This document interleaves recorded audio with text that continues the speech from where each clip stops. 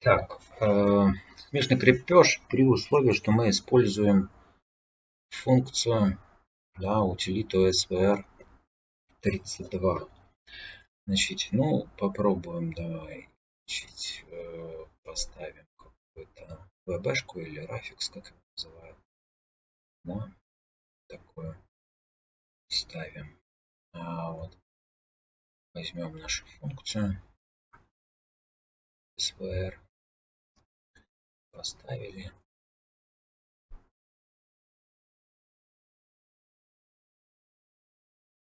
Нам надо 3 крепления. Давай 3 поставим. Раз, 3, 2, 3. Вот у нас стоит крепеж. Вот. Нам необходимо сместить. Смежный крепеж сместить там, с каким-то шагом.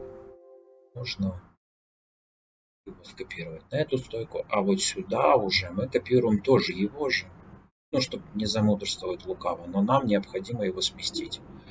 Итак, до начала полки, так как я от лица ставлю, можно ставить и от задника, это не суть.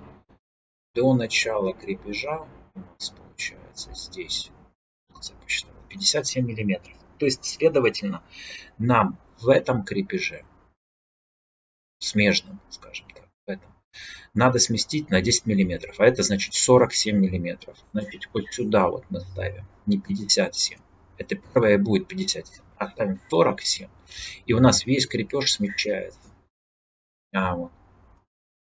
Вот у нас сместился весь крепеж. Но тоже шаг 32 соблюдается. Ну, как-то так.